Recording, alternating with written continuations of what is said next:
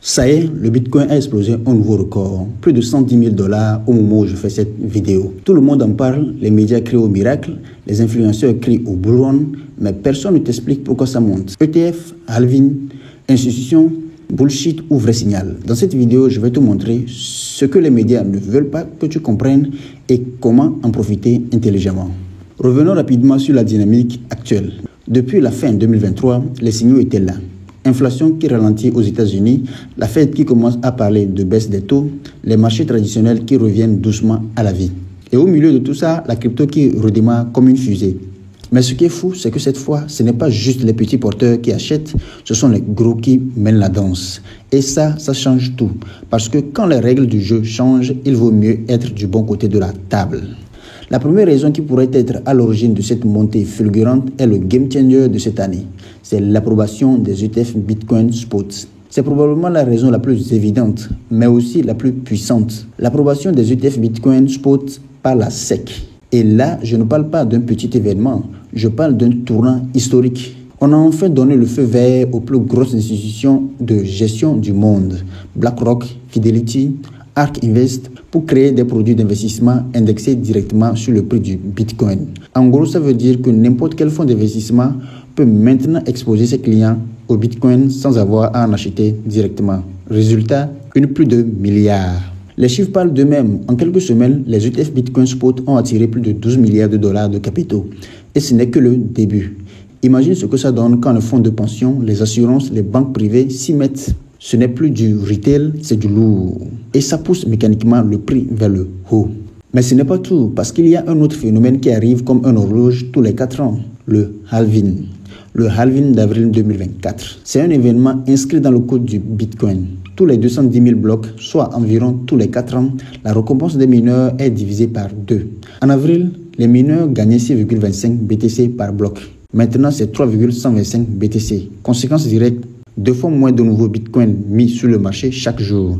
Et ça, c'est énorme. Moins de bitcoins en circulation, moins d'offres. Et historiquement, ça a toujours déclenché un bull run dans les mois qui suivent. En avril dernier, on a eu le 4e halving et comme par hasard, le prix a commencé à exploser. Ce n'est pas une coïncidence, c'est un mécanisme programmé dans le code du Bitcoin. Mais tu crois que seuls les mineurs et les traders sont concernés? Pas du tout. En réalité, il y a des joueurs bien plus puissants qui se sont déjà positionnés. On l'a dit tout de suite, ce ne sont plus les petits investisseurs qui bougent le marché, ce sont les institutions. Pas seulement les gestionnaires d'actifs. Regarde ce que font certaines banques centrales des pays émergents. Elles diversifient leurs réserves en ajoutant du Bitcoin. Des hedge funds comme Millennium ou Point72 qui gèrent déjà des milliards sont officiellement entrés sur le marché crypto. Et on ne parle pas de MicroStrategy qui continue d'acheter comme si le Bitcoin allait à 1 million. Ou encore des entreprises tech comme Tesla ou Block qui renforcent leur position. En clair, l'élite financière valide le Bitcoin comme un actif stratégique. Et à ce niveau, ce n'est plus des traders, ce sont des investisseurs long terme. Mais pourquoi tout le monde ne le voit pas? Parce que les médias n'en parlent pas comme ça. Les médias te disent Bitcoin explose, mais ils ne te disent pas pourquoi. Ils ne te parlent pas de la stratégie de Wall, ces portefeuilles qui déplacent discrètement des centaines de millions en BTC.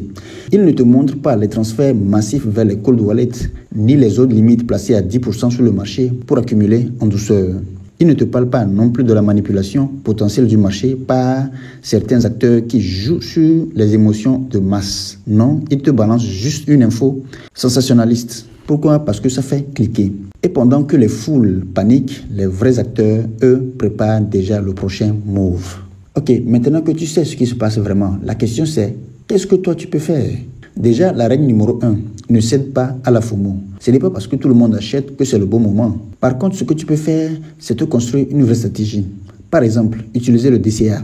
Tu achètes petit à petit à un intervalle régulier. Tu limites les risques, tu évites de rentrer au pire moment. Ensuite, forme-toi, comprends les cycles du marché, repère les signaux de surchauffe et surtout, investis avec une vision long terme. Si tu crois au Bitcoin, alors pense comme une institution, pas pour demain, mais pour 5 à 10 ans.